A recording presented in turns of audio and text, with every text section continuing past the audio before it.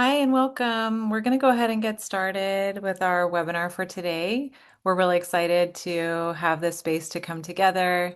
And thank you for being here. I know that it is the Monday after a long holiday weekend, so we appreciate your time as you're also getting caught up on a lot of things.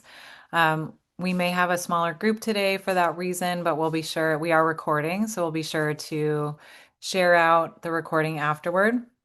Meantime, if you wouldn't mind just putting your name and where you're joining from in the chat, that would help us understand who we have in the room and sort of what institutions are joining, things like that. So thank you so much.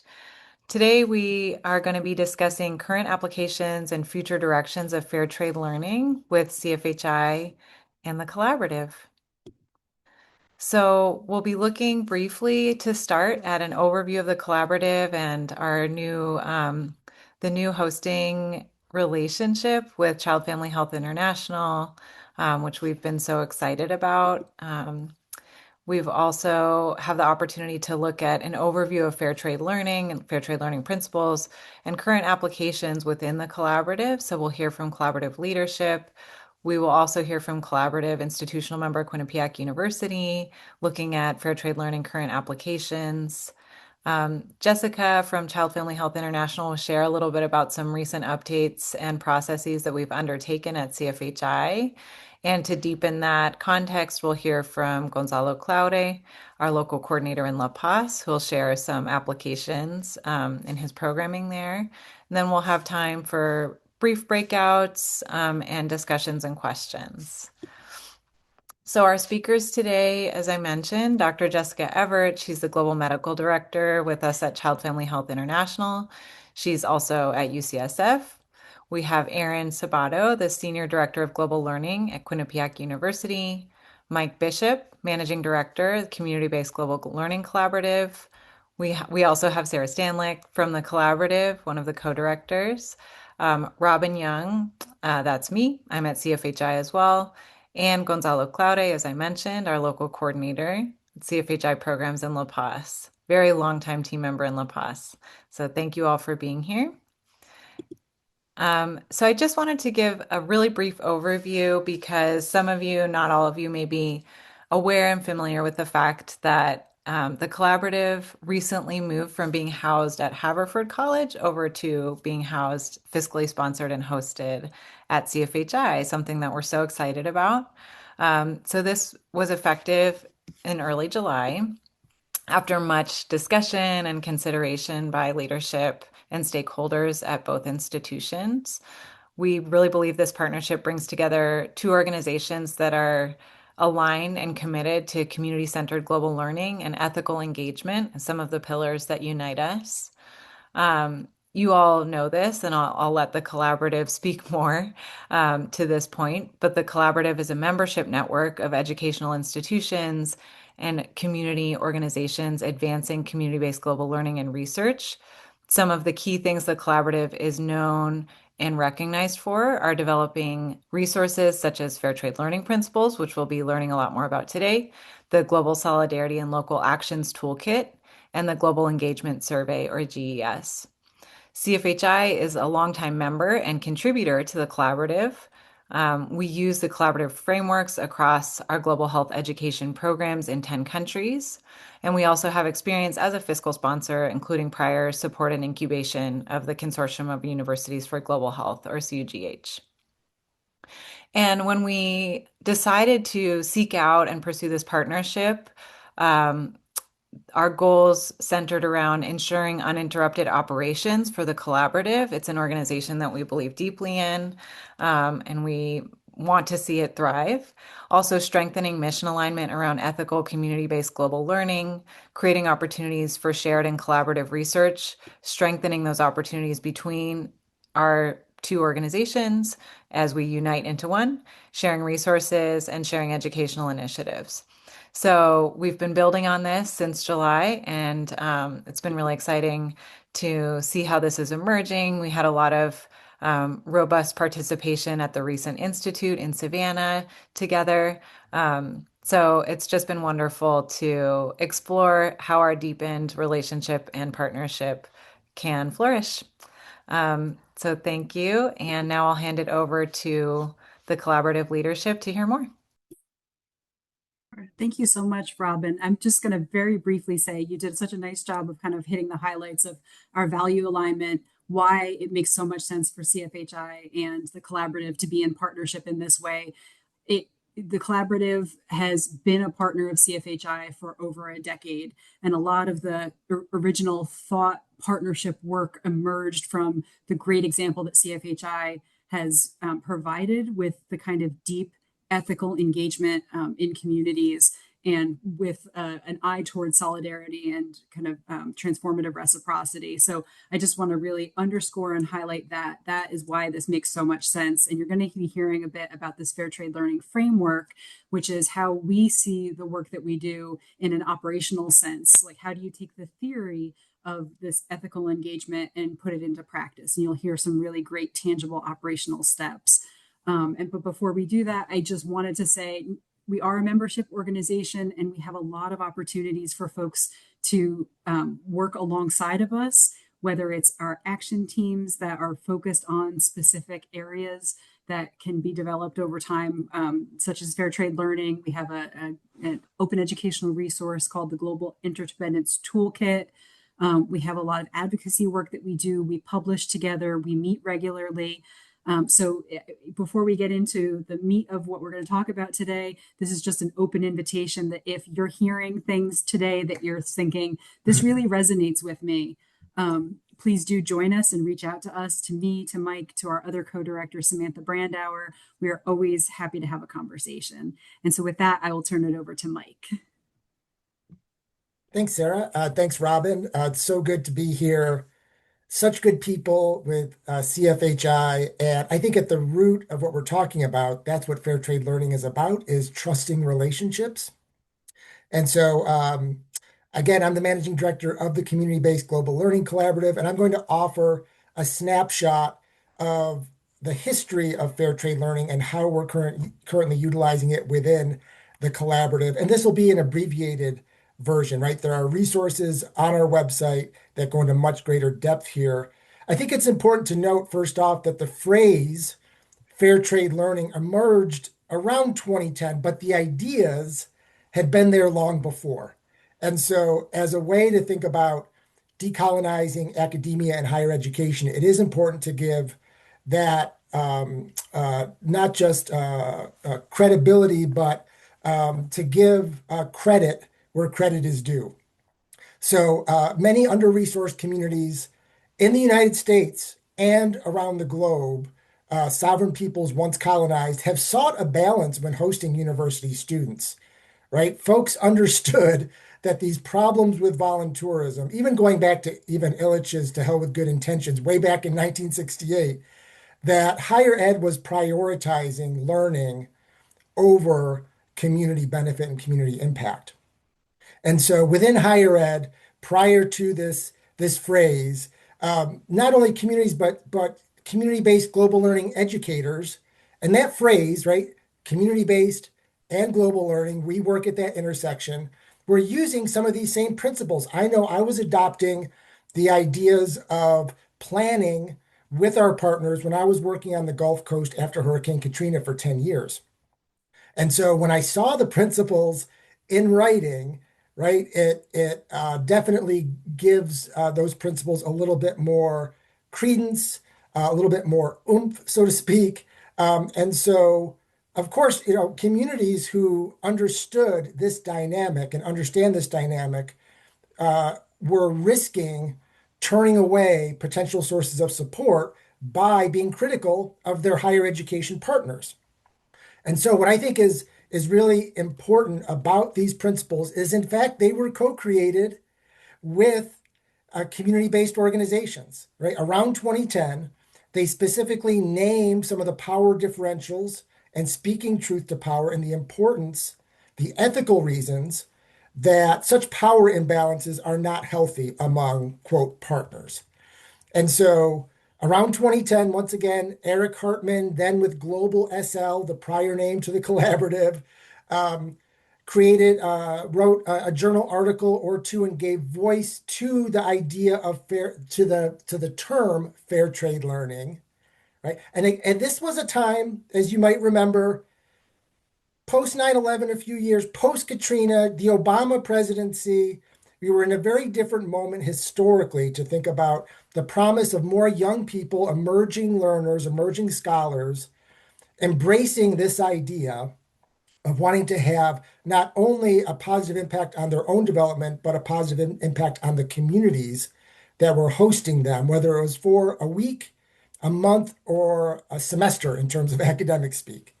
And so these principles, even though the name Fair Trade Learning, right, the collaborative has continued to be thoughtful and iterative and to critique, to interrogate our own foundations. We believe that these principles are still very sound when it comes to ethical practice. Co-planning with the end in mind, being capital conscious, and in questioning the terminology, it's noticeable that learning is still centered here, right? When we're talking about the benefits to communities. And so this tension that we now face as an organization that stewards this ethos between marketing to a wider consumer community and using the language that does not reinforce neoliberal tendencies, right? We're really grappling with that, we think, in a healthy way. And this webinar is one step toward that as well. If you could go to the next slide, please, I'll be a little quicker on this next one. So what does that look like currently for the collaborative to, as I say, steward this ethos, developing more resources and tools for community-based global learning practitioners? And these go from the toe dipping to the committed. So yes, we have a pledge that practitioners, educators, community members can sign, committing ourselves to practicing the 13 principles or improving upon them. We have a rubric with these 13 principles that allows us to see that it's not all or nothing, that this isn't just an either or binary, but it's a spectrum, and we are hoping to encourage and coach and support folks to move along that spectrum to achieve their goals in using and adapting these fair trade learning principles. Toward that end, we have some toolkit modules on our interdependence toolkit, some curriculum that supports folks who would like to work with these principles. And then I'm available for consultations as the managing director.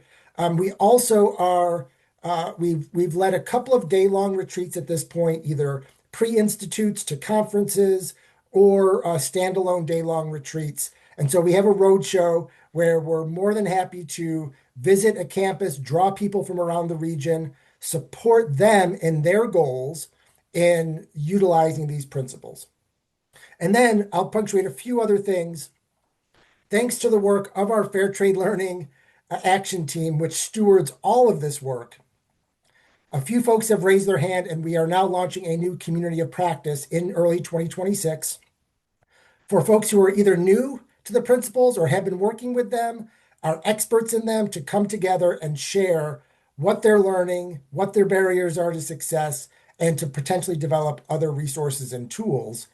This fair trade learning principle also informs our other three main activities as we think about mobilizing knowledge. Webinars like this one, webinars like our one next week on December 8th, when we're hosting a webinar on how do we measure community benefit to communities. And then our curriculum. As I mentioned, our toolkit, building out that curriculum, we rely on our members to do that. And so we've now, as we've worked with our friends in the Asia Pacific Hub and the Knowledge Mobilization Action Team, we're thinking about how do we work with communities to encourage them where they have the time and the interest to also submit modules where they are seen as sources that can help guide students on their experiences.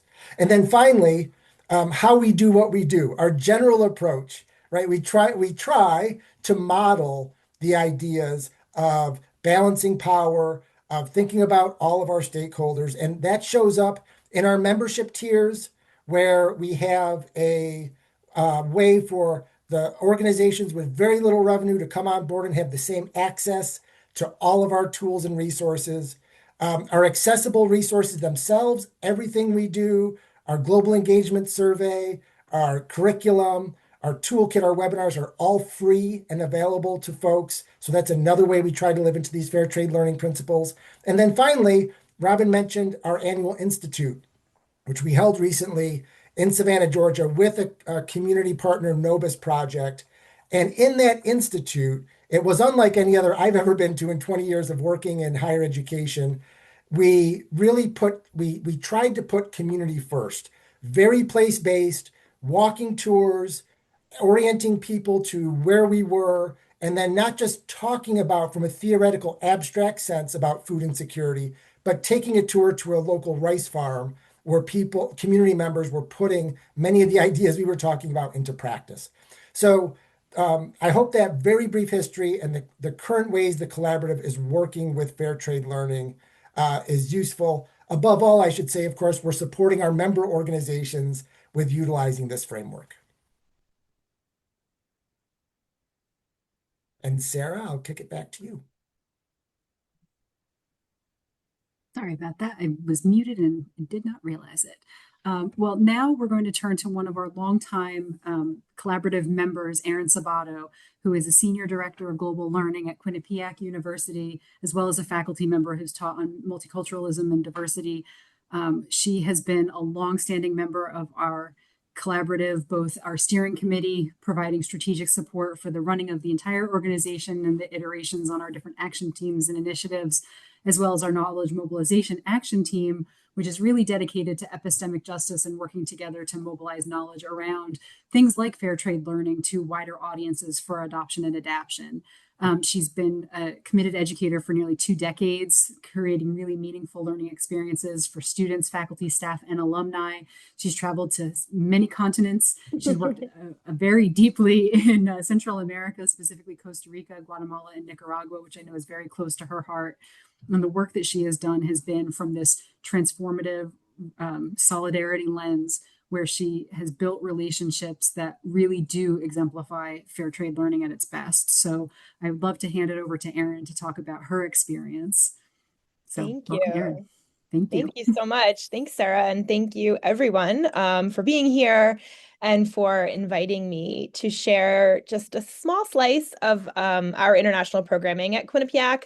Today, I'm going to specifically discuss how we have tried to apply fair trade learning principles to one of our long-term partnerships, as Sarah alluded to, in San Lucas Toliman, Guatemala. This partnership started in 2008, and I'm going to share just how things have changed or not over these years. And many of the changes that we have made are really a direct result of being a part of the collaborative for so many years and really reflecting on and discussing how to actually put into practice the goals of fair trade learning and kind of the messiness and complication that sometimes comes with that.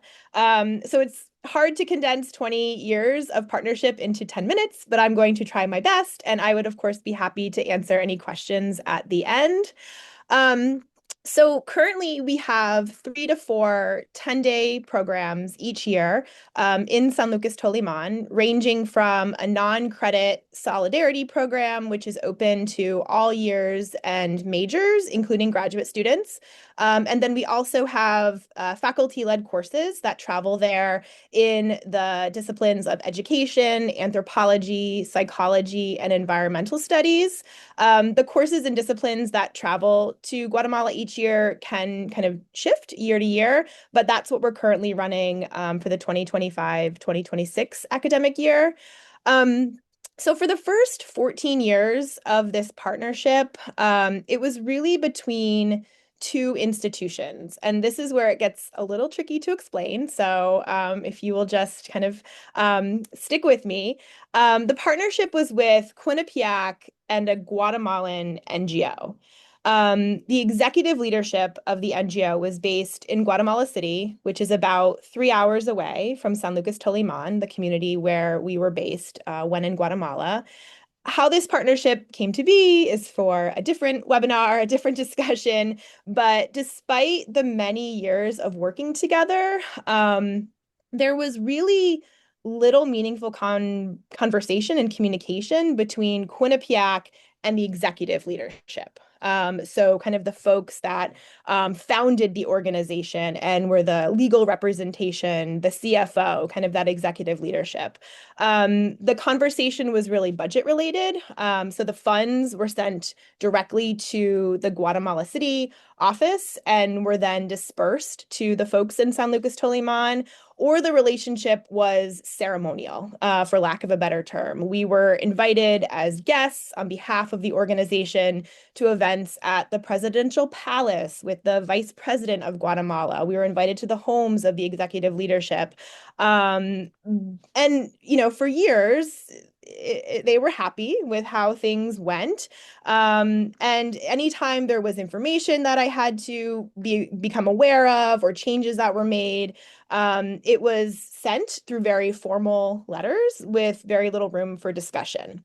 So that was kind of the two institutional partners.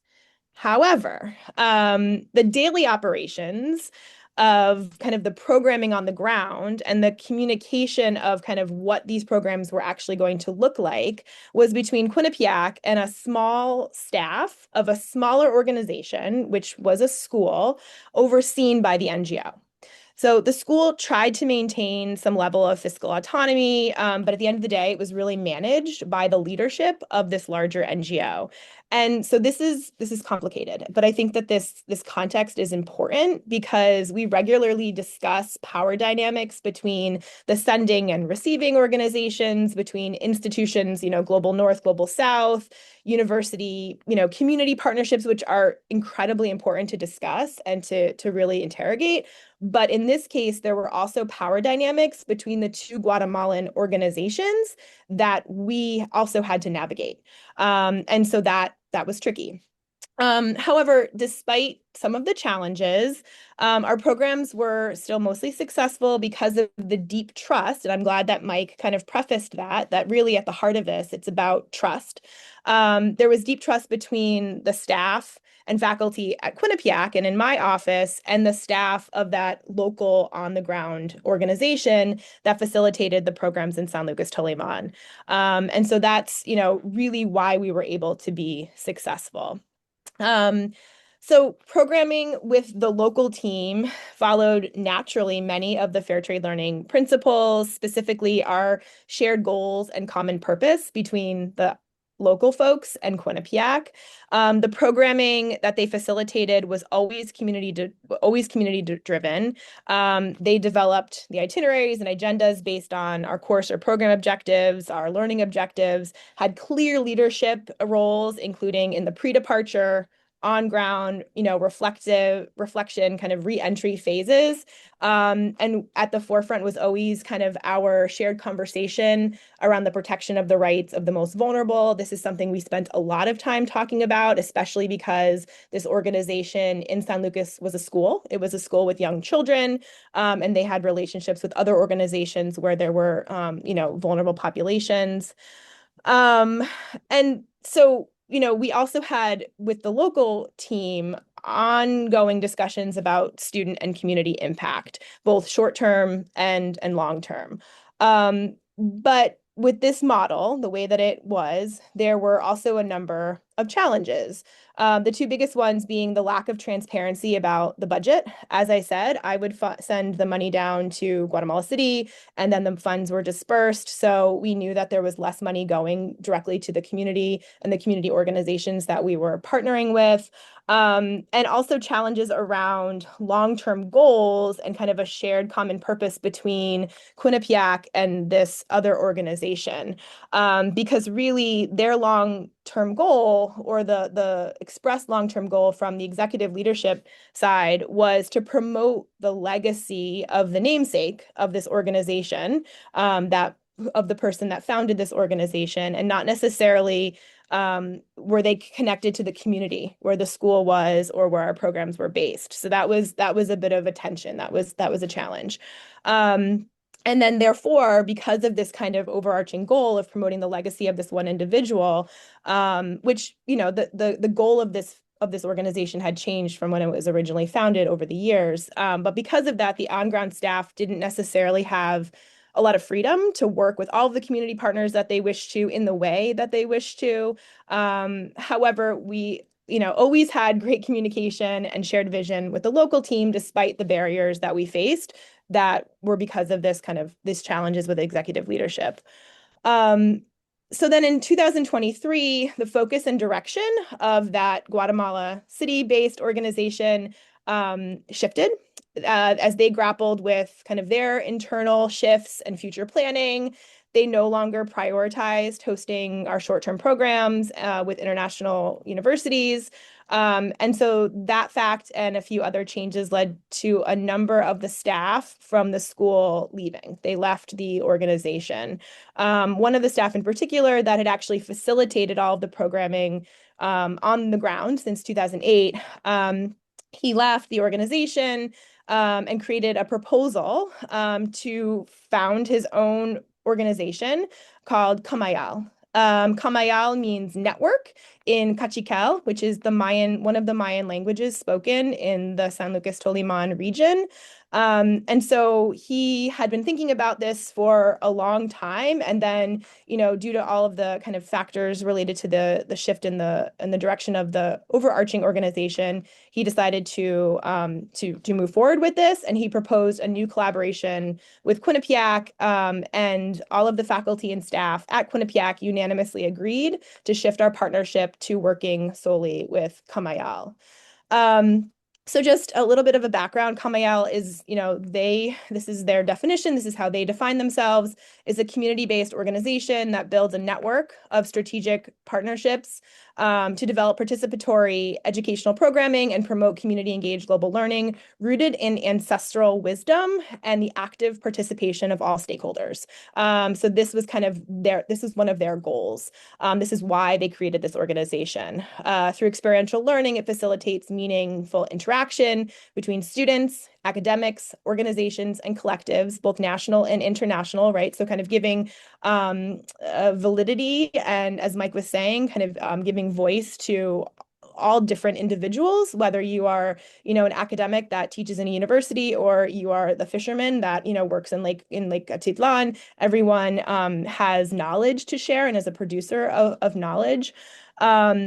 They work actively to contribute to strengthening community identities and fostering social transformation at the local level. Every action Kamayal undertakes is guided by its fundamental principle, which is the phrase, "We weave stories, we weave community." So that was really kind of their goal.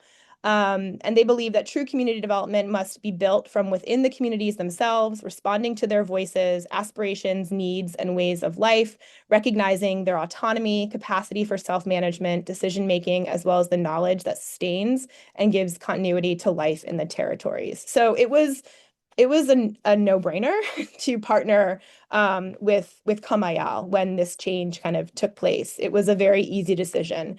The shift to working with Kamayal directly, it didn't change a lot of things, right? Like the day-to-day programming of how we planned the programs, how we facilitated the programs, how we evaluated the programs, what we did, what the students learned, who they engaged with, that didn't change, but yet everything changed. It was an easy decision because everything, as I said, from planning to operations to assessment remained the same, but we removed that layer that was preventing us from operating in the best, most ethical way. And so, now there is even more so clear and constant communication about the direction and goals of our partnership on both sides. There's ongoing evaluation of these goals.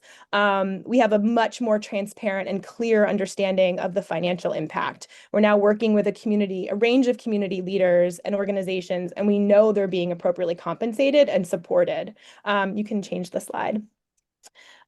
Community leaders now have clear teaching roles or clearer teaching roles. There's kind of less restriction on who we can partner with and who Kamayal can partner with because there's that there isn't that extra added layer of the other organization kind of dictating who they did not want us to work with.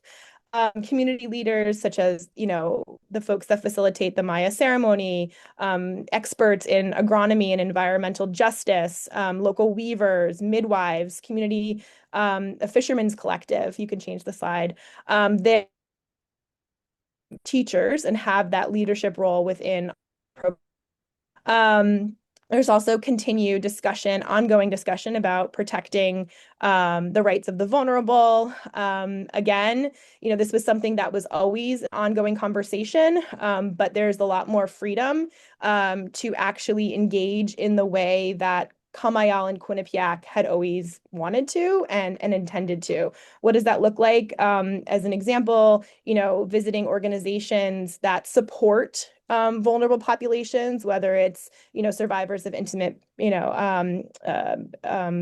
domestic violence, or families that support or organizations that support families with special needs at schools. We're not engaging with the clients, or not engaging with the individuals that visit these organizations, but learning from the folks that work there, and the folks that are running programs to support that work. They also, Kamayal employs staff directly from the community. The other organization oftentimes brought people from far away that didn't speak Kachikel, that didn't understand the local culture, to work in the school, whereas now Kamayal is employing folks directly from the community, often recent graduates or university level students that are studying tourism or education to work alongside our students. So our partnership with Kamayal has really also allowed them to grow their own work and expand working with other universities and organizations. Our endorsement, for lack of a better term, we often can kind of use our own power in that way to support the work that they're doing. Our endorsement and long-term partnership with the founder of Kamayal has allowed his work to grow outside of Quinnipiac. So it's not a dependent relationship where, it's just Quinnipiac coming 4 times a year and that's it. He has really been able to expand his own network as well. So while I know maybe this is a unique situation or not, I'm not sure. I'd be interested in learning from others that may have experienced something similar. Essentially, the partner, right, the institution that we were originally working with, they shifted their priorities, and that didn't include us. That didn't include continuing our relationship. And looking back, I'm not sure what would have happened had that not occurred. I think, would I have been able to have some of these important conversations with the executive leadership around fair trade learning principles? I'm not sure. I'm not sure how long we would have continued kind of working in this gray space, which is something that's really important to kind of reflect on. Why did we continue to operate in that way for as long as we did when we were aware of the challenges? I think it was due to our commitment to the local partners and our commitment to the community surrounding San Lucas Toliman, but that still needs some further interrogation. And so I think that, we are where we want to be right now, and we're running programs how Kamayal has always wanted to. But yet the pitfalls we've encountered have taught us who and how we want to continue to partner. And it's always helpful to kind of wrap it up, to have the language of the fair trade learning principles to rely on, to utilize the rubric, the self-assessment, and the additional resources that are provided by the collaborative to utilize that for ongoing reflection and self-assessment. So thank you. Thank you. Thank you so much, Erin. And maybe before we move forward to hear from CFHI, I'll pause and see if there are any questions or comments for the collaborative leadership. Thanks so much for all of this insight.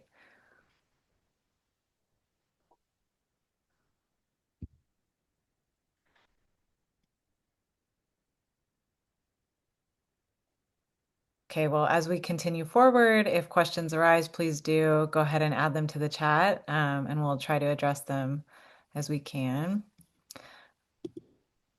Okay, so Jessica, thanks for reflecting a little bit on how CFHI has tried to apply and work with the fair trade learning principles in our work.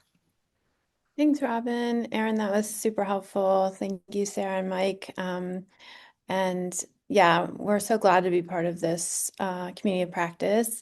I get the privilege to represent a team across 10 countries. And so I want to recognize that while I'm the face and the voice right now, I'm really representing the work of many people who are spending day in and day out educating and engaging and working for better communities. CFHI, our niche is in global health experiential education internationally. So often we are in global health spaces, which tend to be more dominated by the health sciences, medical schools, nursing schools, public health schools. And through our 33-year history, in the last 15 years, we've really through the collaborative or Global SL, Fair Trade Learning, and other initiatives, really built more bridges with civic engagement and community-based learning and collaborative education and critical reflection and a lot of the pedagogies that don't actually exist very strongly in global health specific spaces. And so we really straddle kind of different communities of practice.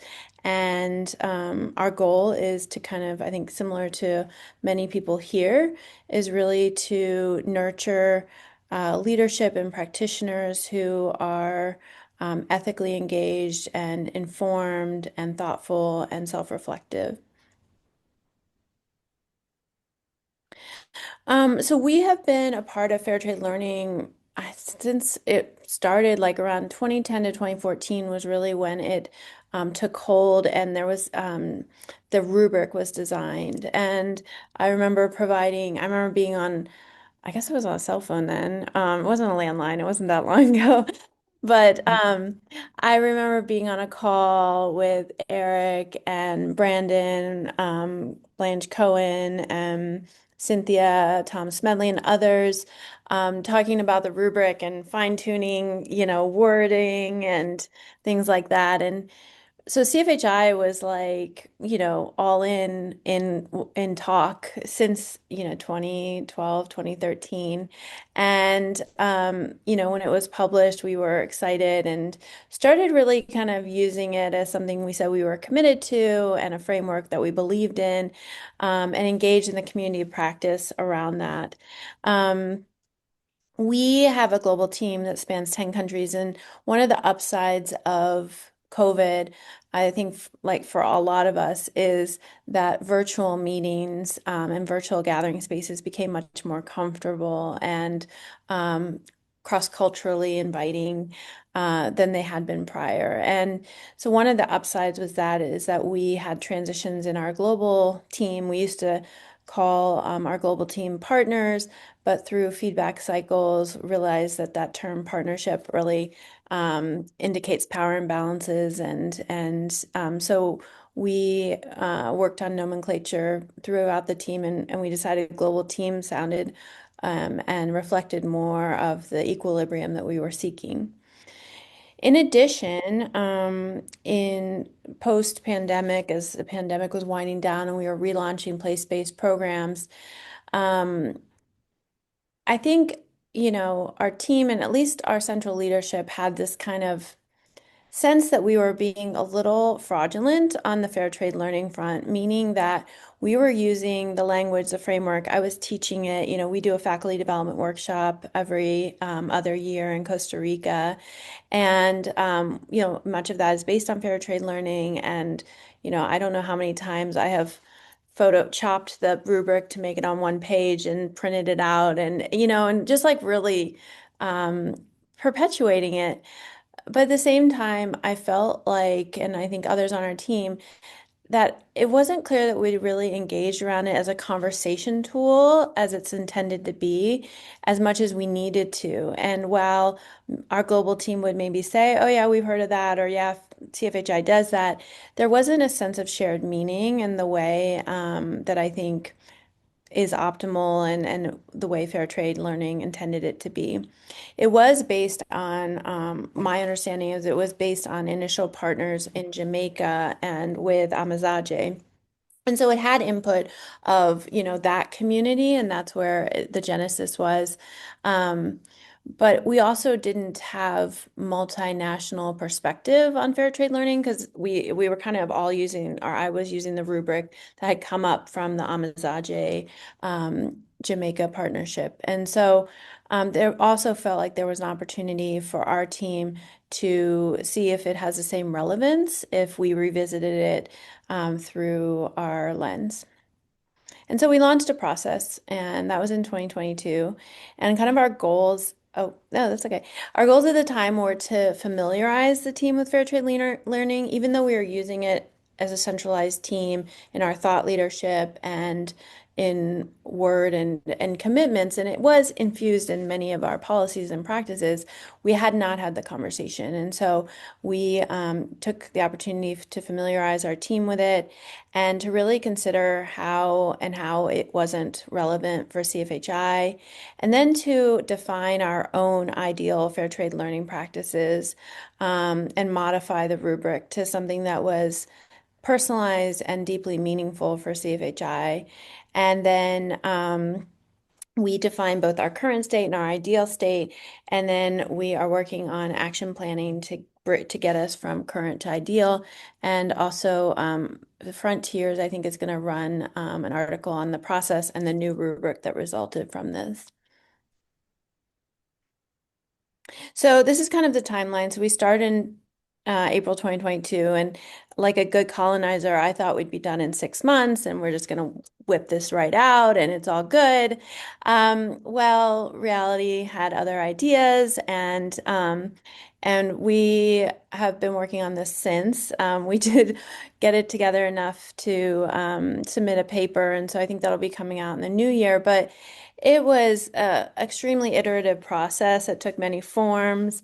We have a global team meeting every 2 to 3 months. And so we used pieces of this meeting, and then it was clear that this meeting wasn't going to be sufficient in terms of time or ability for people to process at different speeds and to really noodle on it. And so then we had dedicated workshops with the team, and we did WhatsApp groups, and we did online surveys, and we did videos. We really tried to interact in ways that spoke to multiple ways of learning and processing, and also over a several year time frame so that everyone could participate and people could kind of pick it up and grasp it because it's a very dense initiative, and the rubric is, I mean, it looks simple, but it has a lot of meat to it. And so it took a long time and a lot of different multi-dimensional feedback tools to really have these conversations. So this is an example of kind of one of our online surveys. This was after many meetings, kind of grappling with the concept of service. This has been one issue that CFHI has had with the Fair Trade Learning rubric for a long time, and with kind of the nomenclature of the field of service learning. Because we are in healthcare spaces and public health spaces, service can be confused with providing healthcare services, and we do not want students setting up anything temporary or practicing healthcare because that is not evidence-based, and it's dangerous, and it's what a lot of poorly designed international opportunities do. And so that term service just really haunted us for a long time, and we really kind of started with grappling with that because the whole rubric, well, the first domain of the rubric has to do with mutual understanding, common purpose. And the common purpose is around service and like how deep the service is. And so we couldn't really get past that without addressing service. And so we basically created a new kind of prologue to our rubric that talks about how we don't use the term service, and we modified the rubric to not include the term service, and then kind of explained why that construct was problematic. Service also kind of has built, I think, innate power and privilege dynamics where you have the power of someone providing a service and then the less powerful position of someone receiving a service. And so that kind of exacerbates colonialism and the power imbalances that we're already trying to work against in our pedagogy and in our global health opportunities. So we did this, then we had surveys, then we talked about it more, and it was just like 2 to 3 years of really discussing and working through this. Next slide. So then what we did is we realized you cannot be as simple as the current rubric. We did pare it down significantly for the article so that would fit in a table. But in reality, each domain is very heavy and has a lot of dimensions, and we really did not do good at condensing it. I think when you look at the original Fair Trade Learning rubric, one of the things that comes up for me is that you actually have to have a fair bit of background in service learning, civic engagement. You have to kind of understand the language, and you have to have quite a history with it for the rubric to make sense.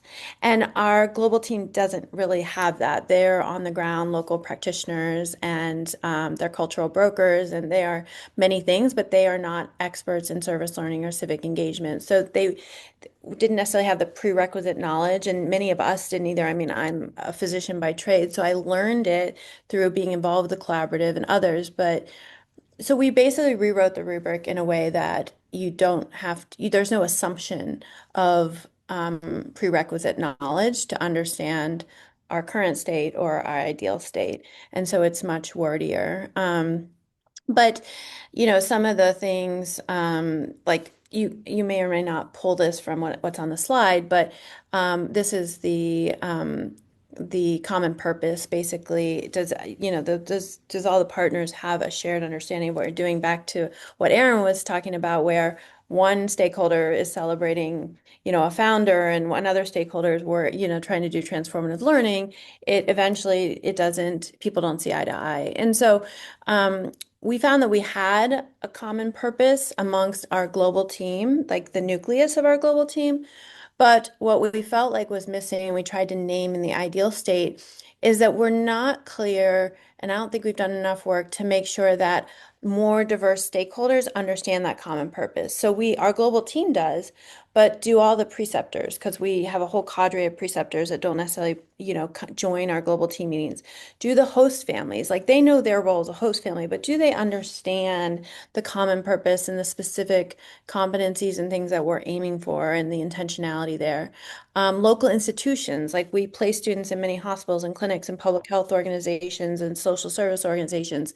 Do they really have a deep understanding of why a CFHI student may be different, or there's a different ethos than other volunteers that they're receiving? I don't think that common purpose is necessarily shared amongst the ripples of people in the community that we work with. And that's where our team felt like there was opportunity. So we're going from the global team having a clear understanding and a statement of our common purpose in our personalized rubric to one that has a wider net, and also not just looks at short-term impacts, but also long-term impacts of the programs. You can see here, I think this is important, our common purpose forefronts visitors as learners during the immersive global health education experience and multi-directional benefits of our programs and engagement. We intentionally do not utilize the terminology of service regard to activities of short-term visitors, as it perpetuates power differentials, tokenism, and constructs that are antithetical to sustainable health equity. So we intentionally spoke to the reason why we don't use service and the problematic nature that we have with it.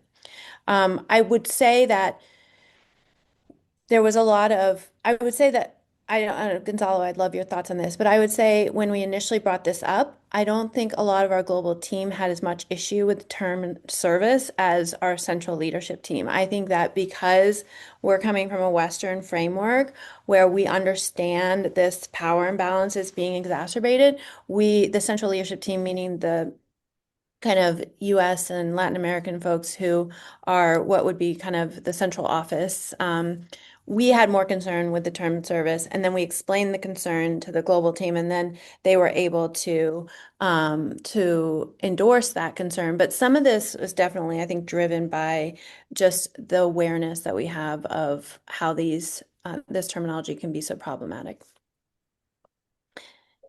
This is another example of conversation. So this is WhatsApp, which is, much better for many, many people than email or anything else. And so we would, you can see here, we would kind of take the conversations we'd have, summarize them, have people say if they agree, partially agree, disagree, and then explain. And we'd have conversations around like what the concerns were, what we agree with, what we didn't agree with. And not everyone engaged with WhatsApp, not everyone attended the meetings, not everyone did the surveys, not everyone watched the videos, but most people did one of those or a few of those things. And so we were able to have enough confidence in the process that we have buy-in. Oh, this is just another example of video clips and we had them done in English and Spanish, just because for some of the nuanced, it was requested actually that I make short videos for some of the more nuanced questions that were coming up, because it was felt that that would be easier to be processed and more user-friendly. And another domain is the rights of the most vulnerable, which was interesting in that before we could even make our current ideal state, we realized that we didn't have a shared definition of what vulnerable meant and who was vulnerable in what communities. In addition, because we work in healthcare settings, public health and clinical settings, there's an inherent vulnerability because people are coming because they want to prevent illness or because they need treatment for illness. So they're already disadvantaged compared to the professionals and those who have the treatments or the prevention for them.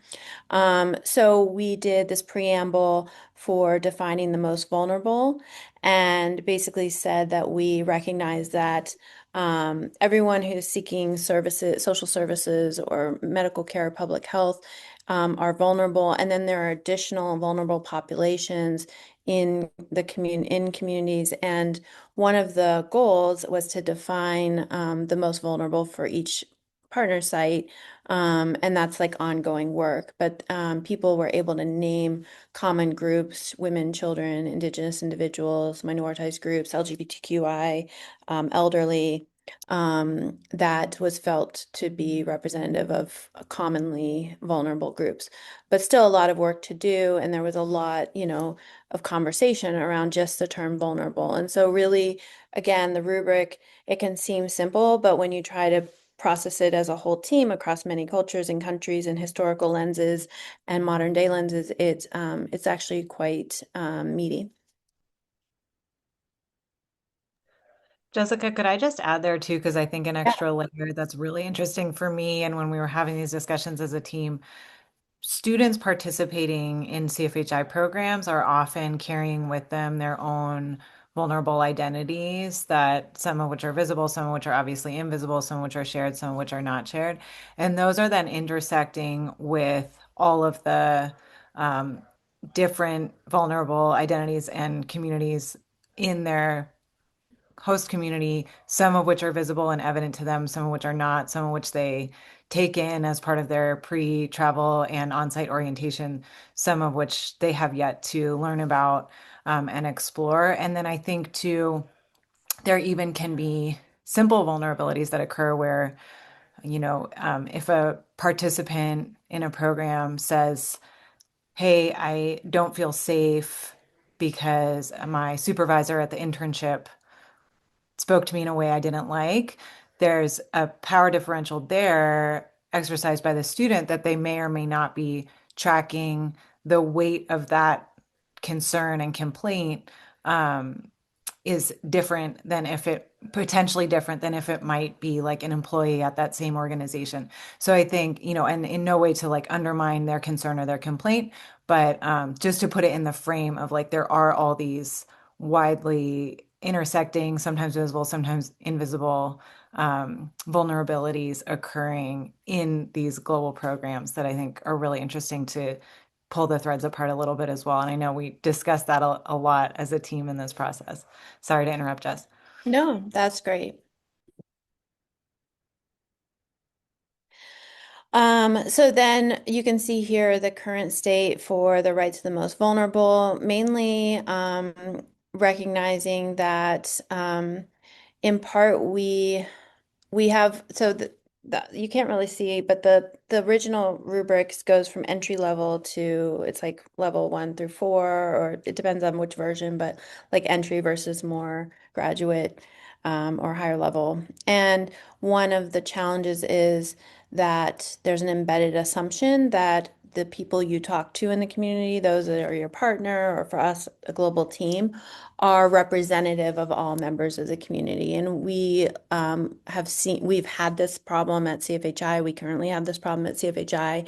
And so part of what we're doing with our current state is seeking to challenge those assumptions and build a wider and shared understanding of the multiple perspectives within each community, and also recognizing that there's inherent vulnerability because of people seeking services, as I mentioned in just the specific settings that CFHI is working in, and that there are safeguards for visitors and for community members and their vulnerabilities that are both visible and invisible. Um, so, I don't know if I have the ideal state, but what I came out of the ideal state is really to have that more multidimensional um, points of plug in there is the ideal state. So, realizing that the community partner, the people we talk to, do not represent all members of the community, and bringing diverse voices to the table, both from an institutional organizational standpoint, but also from a learning environment standpoint. And we're going to undertake a careful process to identify the particularly vulnerable populations at each program site, while recognizing universal vulnerabilities. And kind of do an asset map.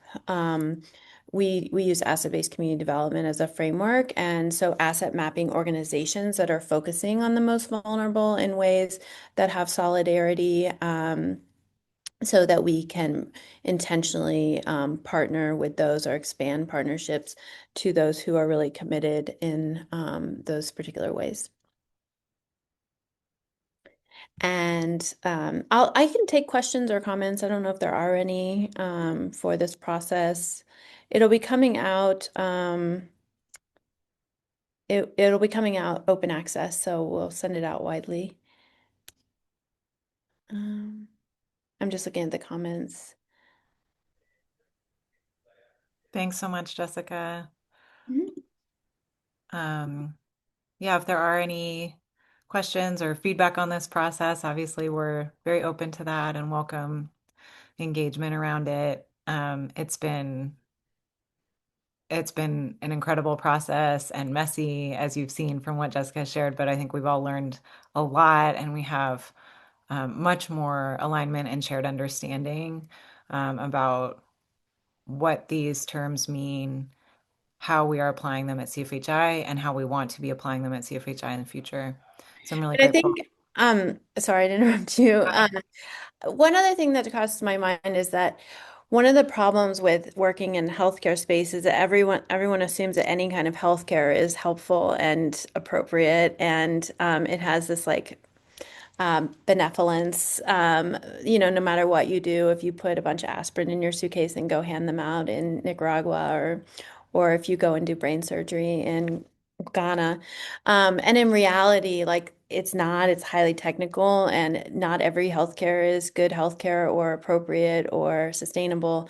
And so I think is part of why CFHI particularly has to like really be reflective and name these things utilizing the fair trade learning framework, because so much assumptions are made around the field of healthcare and public health, as in regards to international engagement. I think that's such an important point, and it also underlines some of that discussion you mentioned earlier around like why we're using service as a term so much less, is unique to the global health setting, right? Because there is this long history of duffel bag medicine and brigade style interventions from students who are not practicing within their scope or not locally licensed. So there's sort of an alternative approach that is really problematic, deeply harmful, even when students as individuals have good intentions.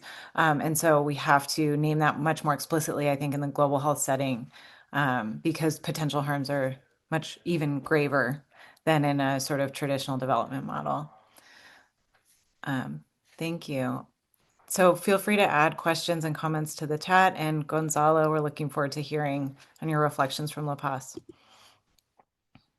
Thank you so much. I mean, this is amazing. It reminds me a lot of the process we followed, which was, as you said, Robin, messy and chaotic, and there's been a lot of discussion around it. And from a very personal, and I'm speaking for the local team actually. I think this was an eye opener for us because it helped us a lot to focus on what we really, really, really need to do and not to harm the communities we are working with. And I'm not going to even mention the word helping or providing a service to or anything of the sort because that is way out of our league. We do not intend to do any of those things. The reflection process, in my opinion, has been really, really enriching, has helped us a lot to understand more of what we're doing, the intention behind our programs, what we can offer and what we cannot offer, and making that very clear to our students when they come here. And being very, very clear about the fact that they are coming to learn, and they are coming to learn from the community they are visiting. They are not coming with their own agenda. We do not have an agenda for them. On the contrary, we accommodate to what the community needs or what the community can show us and what we can learn from them. So that, in my opinion, has been probably one of our success stories because that is giving us a lot of certainty, which is something we really enjoy doing here. Providing students with certainty and telling them this is possible, this is not possible. In terms of integrating people with different identities to communities that already have their own identities has also been a challenge, but I think we're getting there, and it's been successful so far. If you could go to the next slide, I'm going to elaborate a little bit on this. Well, I would like to divide our fair trade learning into two different sections, if I may. One is something that can be done locally, and some of the things are basically in the hands of the central leadership because they are working with students, they are recruiting, they are working with a lot of communities in the United States, and we're not. So one of the things that we consider is a success here locally is the common purpose. As a common purpose, we have come to build the local team, meaning the doctors, coordinators, drivers, homestay families, and we have all learned, and we all have arrived to the fact that they are coming to learn.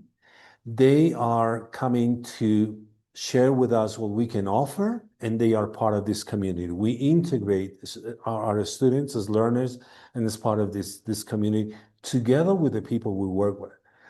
The other important point in our program is the strong host community leadership. Our program is completely directed by the medical director, who is in charge of organizing and devising all the medical rotations that students are coming to see, and then myself on the local coordinator part. What we do is to complement both parts of the program because the program has to make sense, and that is another very important thing that we always keep in mind. The program has to make sense. We want students to experience hospitals and first level clinics and work with the community and interaction with the community part of the day, and the other part of the day is going to explain and add variables or explain the variables they are seeing at their different sites, right? So all the logistics, all the education, all the cultural activities are built around the experiences they are having in the clinical settings. So it all has to make sense. It all has to say, okay, so at the end of the day, we've seen this. I saw this in the morning, and then, this was explained to me in the afternoon, and I reflected on it. And this is what I get out of this. Everyone in this process is compensated. Everything is paid for. Another important success for us is the rights of the most vulnerable. We have come to recognize that not all the voices are represented and that we do not represent the most vulnerable and throughout the whole process, because we don't. There are entire communities that are not represented by our voices, but we do focus our experiences on the rights of the most vulnerable. Therefore, and I think that is something that you mentioned, Jess, is the fact that we are reaching out to consistently to organizations and centers and whomever is working, for example, on women's rights, on indigenous rights, on rural communities, on low-income families. We expose our students to those things, and we, by doing that, try to include those voices into the program, obviously recognizing that we do not represent them. We are working with them, we are embracing them, but we're not representing them. We are trying to, and we try to include representatives from those vulnerable groups in our different activities, including, and some that, for example, work, and that depends on the program, of course, work in rural training programs. We have a very close relationship with a Catholic university locally, right? And they have a semi-rural training facility for nurses. The great advantage of this school is that the nurses that graduate from this school are community workers, but at the same time, they can also work in first, second, or third level hospitals in the city of La Paz or in the city of El Alto. So they are gathering the best of those two worlds, and we work with them. Again, depends on the program, but for almost all the programs, we invite speakers from the Catholic University that work with the ground organizations, that work in root organizations, that work in universities in the city of El Alto, which is a deprived city. So we invite them to give speeches to our students, to explain things to students. And that makes a lot of sense because it has to do, for example, with the language they speak. Because most people around the city of La Paz do not speak Spanish as the first language. They speak Aymara, which is the predominant language in this part of the country. So we want students to be embedded into that as well, to get as much as they can from that. Those are our successes. We are still working on a lot of other aspects of the fair trade program. And if you could change to the next slide, I would like to talk a little bit about the theory of change. For the communities, and the host communities in this case, there are a lot of benefits. One of them is the language exchange, right? Speaking English or learning some English in our context is important because that opens doors. It gives you the chance to get better jobs, right? Because it is an international form of communication, so we want to, enhance that. We want to give other students the opportunity to do that. Same thing with our preceptors, right? We are also building new professional networks, right? And at the same time, we are giving material support to some of our local our local communities, rural communities, or peers. We and that is done basically by the medical director. She builds, lists of needs, and we go, with the contributions of that we get from CFHI, we go building certain funding, and then we buy whatever they want. So that's something that is donated, something that is given to the community, not as a present, but as a recognition of all the effort and all their contribution to our program, right? We're also very much into building contacts with local universities, NGOs, and local communities, as well as local peers, because, and that is something we tell students, you're coming and you're going to work with students from other local universities. You're going to be interacting with them. And that's a way to learn from each other as well. It is a very, very interesting interaction. In terms of the theory of change, and when it comes to the trainees, we basically leave that in the hands of CFHI, because there are pre, during, and post tools that CFHI uses in order to measure what the impact of the program is. Now, that is not something that is kept by CFHI. On the contrary, we receive the feedback, and we hear from the central leadership, and they tell us, this is what needs to be done. This is what's working. This is not what's working. And that helps us guide our work and, our immersion in the local community.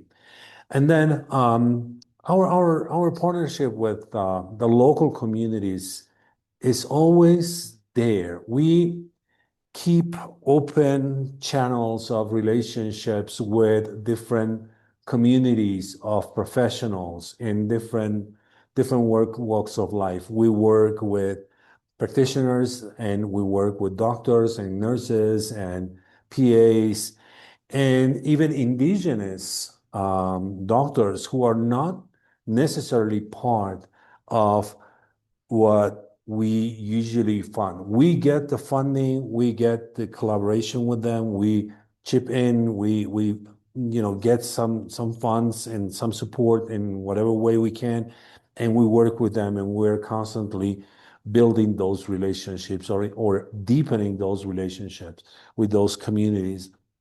An example of this would be the work we're doing now with two important institutions here in La Paz right now. One of them is called CIES, and we're giving a small funding for a program they have in the Amazon northern part of Bolivia. They are reaching out to communities with that small funding. They are reaching out to communities and training and giving information and giving help to deprived communities, especially women who do not usually have access to family planning services. That's one. The other one is to MSI.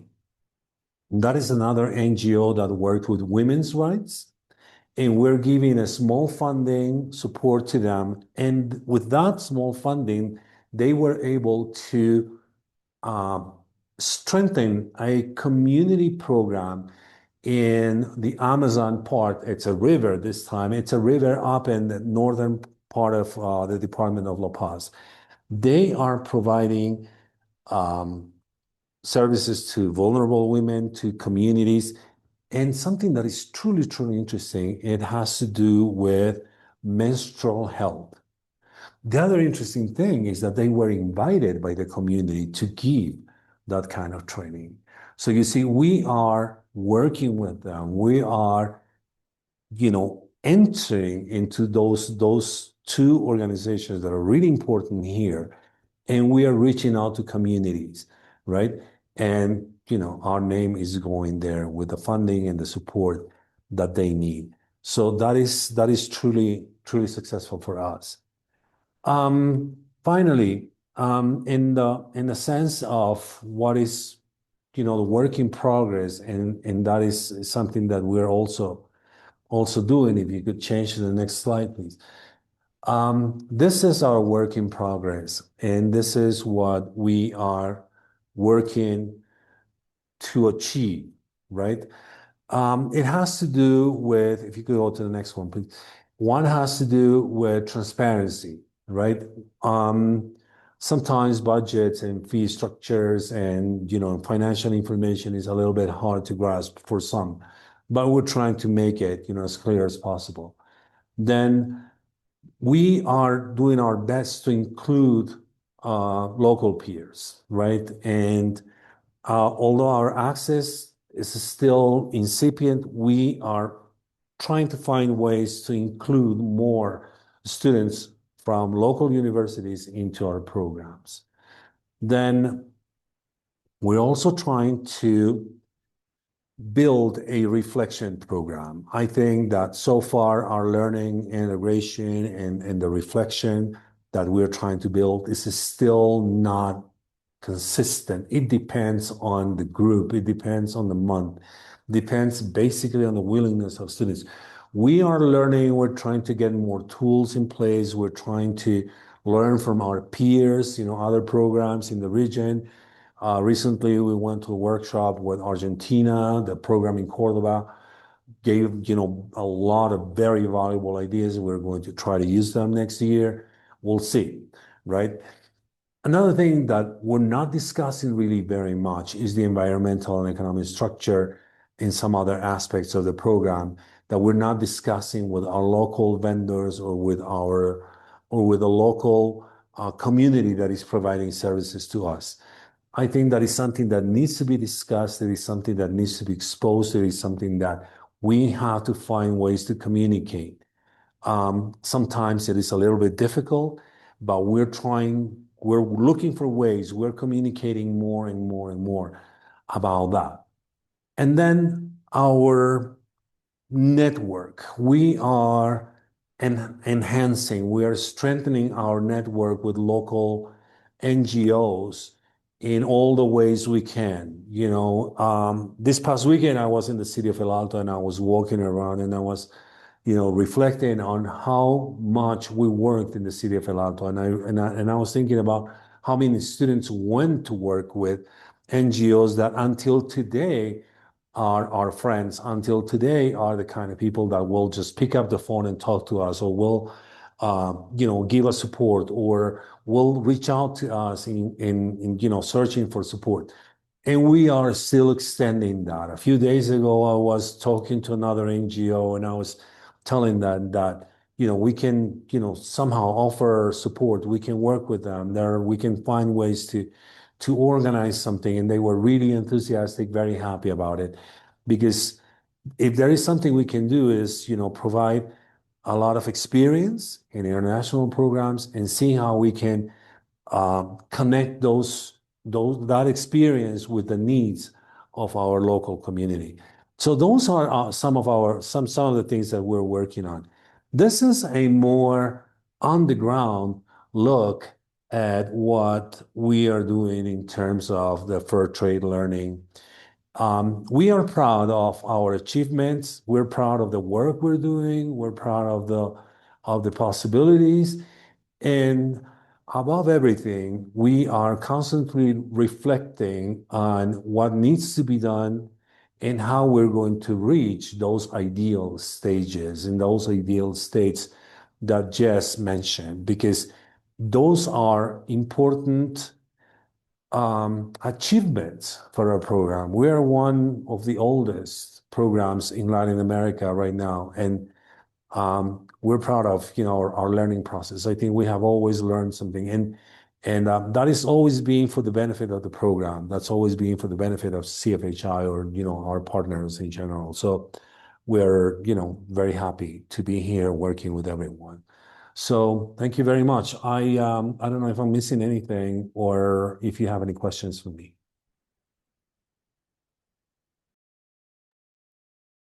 Thanks, Gonzalo. So it's great to get the thoughtful insight, how you're navigating these complex questions in your programming and the ways that has evolved over a long tenure at CFHI.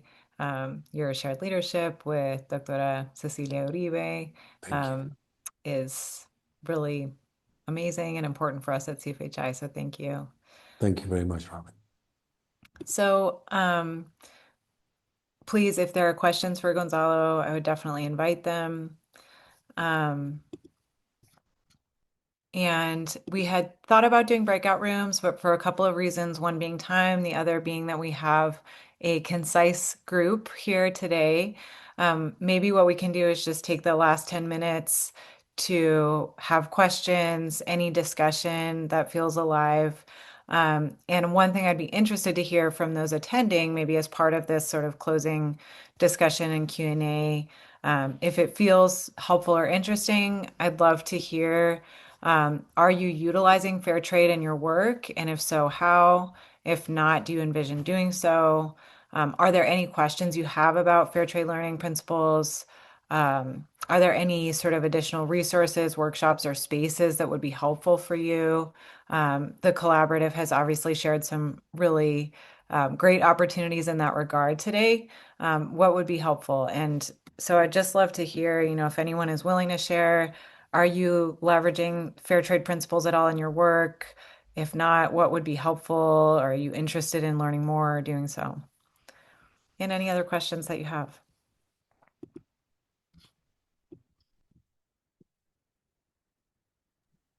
Hey, Mike, one question I have for you is, I'm hoping with this article, which is going to be part of Frontiers in Public Health and is like has more of a global health lens, that more people will become aware of fair trade learning that are in professional schools. But I wonder if you had any insights into how other professional level graduate like type pursuits are using fair trade learning, or if there's any thoughts to how to make it more accessible to outside the realm of kind of those who created it. Yeah, thanks for that, Jess. I mean, one of the things that we've been talking about within the collaborative is, do we look at some sort of certification, right, for fair trade learning? And I can imagine that and in other parts of our work, we're thinking about how we connect with larger associations who might be able to help us spread the word about a certification or um, a particular tool that we might be developing. And so I'm thinking of my own master's experiences, and I just as a recent graduate in global development, where these ideas were really never talked about, sadly, because it was very much of the traditional, even though there were critiques, and the critiques tend to come from a decolonial space, but there wasn't anything tangible that was offered to us as graduate students to say, here are some things that could actually inform your practice. And so I think there's opportunity there for sure to work with the right association or the right graduate program or set of graduate programs. And it'd be interesting to look at from a disciplinary standpoint who that might be, right? Or which discipline might be most willing to partner with us initially on that. And so I'm going to bounce a question back to you, Jess, and to everyone, because one of the things that I was struck by was as you were talking about power, Jess, and Gonzalo, you're the way you were being very particular about language. And as I've worked with leadership, I mean, there can be so many different ways to conceive of power or leadership. So even the idea of using some of these phrases or terms that from, my own Western scientific upbringing, like, oh, I know what that means, but pausing, and does the community I'm working with have a very different sense of what power is or what leadership is?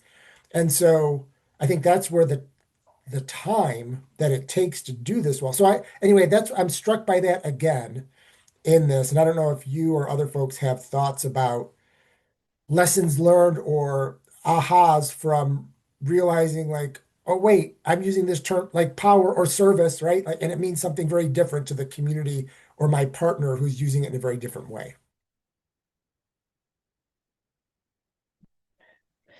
Well, I was just gonna, yeah, reflect on the fact that I think decolonizing has taken more of a foothold. The concept of decolonizing has taken more of a foothold in global health and public health and medical spaces.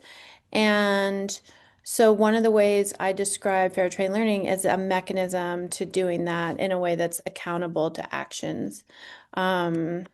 So I think that's you have to figure out how people are talking about the same thing you're talking about, or else you're not having a conversation.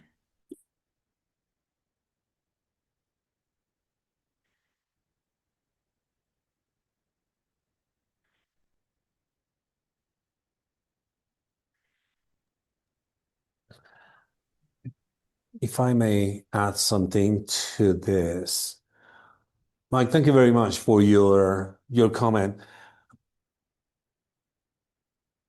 The communication between two cultures is very, very, very difficult. It is really, really complicated. Conceptions of leadership, authority, colonialism are completely different. There could be some common ground, and you can build it, but understanding each other in those terms is really, really difficult, and you have to be very careful. We experience that all the time. You are saying one thing, and that's, meant or taken in a different way by one of those communities. So you have to be extremely careful. Finding that balance is complicated, but at the same time, it's enriching because you learn so much from, these things. It is something that we build with students all the time, and that brings another layer of complication to our relationship because you're coming from the global north with this type of education, and you're immersing yourself in a community with a different type of education, a different type of background, a different language. Making all that, harmonizing all that is really complicated. This fair trade learning, in my opinion, is something that ethically gives you a very clear direction of where you have to take your program, how you should take it, and how you should run it in order to avoid or level all these differences between different communities, right? And I think that's the beauty of it. It's really, really clear. It's come as a result of a lot of discussion, years of reading, researching, and trying to find out this common ground. First between programs and now with the students, but we believe that the result of this is going to be great. And again, gives you a very clear direction. It gives you sense of direction, again, to just run the program in the right way to not harm anyone. That's the main idea behind it. Can I just say something really quickly before we wrap up? And I think, when it comes to kind of the language that we use and the terms that we use and kind of that shared understanding, when I first joined Quinnipiac in 2008, we were very much still using the language of service learning. And like CFHI, I reacted very strongly to that. And it took some time to kind of, just move ourselves as an institution, at least in the international space. We still have some work to do when it comes to local work, to kind of move away from that language. And so it was actually our partners in Guatemala. It was Eber Perez, who's the founder of Camayal, that used the language of solidarity work. And so I immediately kind of gravitated towards that. And I was like, that's the word, that's the framework that I envision for our programming. However, we've had to work really hard to make sure that we're actually putting those principles into practice. It's a really great idea to change it from service learning to solidarity, but what does that actually mean? And what does that actually look like in practice? And so that we had the language and we had the word that kind of resonated with us. It took a while to move the culture of our institution to get there. We've been there now for 10 plus years, but it's ongoing to make sure that we're actually engaging in solidarity work and not just putting a nice kind of word on the website.